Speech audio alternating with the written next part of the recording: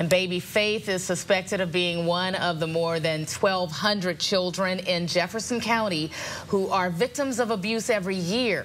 90 trained special advocates with court-appointed special advocates are here to help those children through the court system and to be the voice the children often don't have. And some of those stories don't have happy endings, but we found one that does. Here's 12 News anchor Mary Sturgill with Asher's story.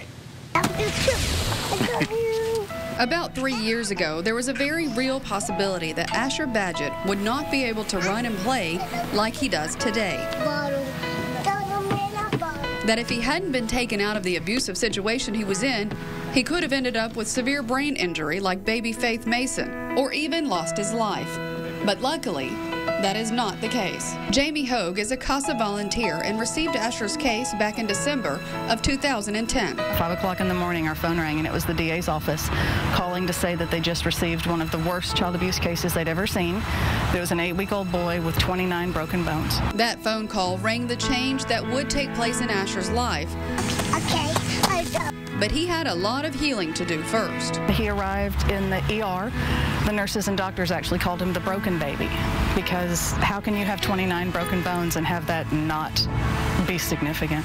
At only 8 weeks old, that averages out to 3 broken bones a week in his short life. He had 23 broken ribs. He had 3 spinal compression fractures. He had a crack in one of his arms, and he had 2 breaks in his left femur. The most significant being the fracture that broke his femur completely in half. The 4 days Asher spent in the hospital were just the beginning of the healing process. Because he didn't sustain any life-threatening injuries, he was able to leave after a few days, but he had multiple physician follow-up visits in Houston. He had a body splint because of his broken femur.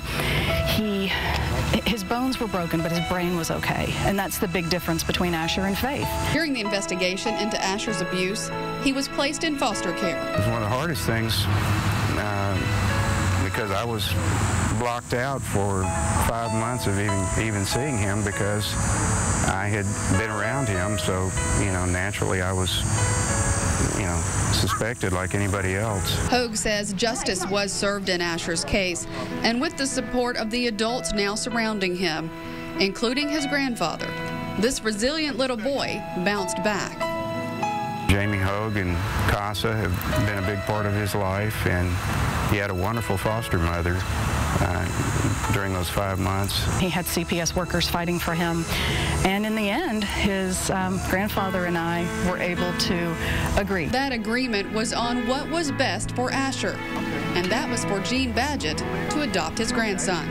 It was a long, hard situation to go through, but I'm glad I did it. And a lot of paperwork involved, a lot of jumping through hoops. I've been with CASA 10 years, and Gene is the first blood relative of any of my CASA kids that I've ever felt good about. And it's a perfect ending to what started out as a tragic story. And to meet Asher today, well, if you didn't know his story, you would never guess how much he's overcome. Yep. You don't really have to teach him. You guide him and then kind of get out of the way. That's the kind of child that he is. He is very lucky. Asher Rain Badgett is healthy and active and smart. Oh, he's so smart. And he's perfect. He's got a sense of humor. He's always clowning. He is a perfect happy ending. In Beaumont, Mary Sturgill, 12 News HD. Boy, he bounces back up and keeps on going, doesn't he? Hogue tells us that Asher's abuser is in prison for the crime, and little Asher will soon turn 3 years old. To help other children like Asher have a happy ending, consider becoming a CASA volunteer. There's information on how to do that on our website, 12newsnow.com.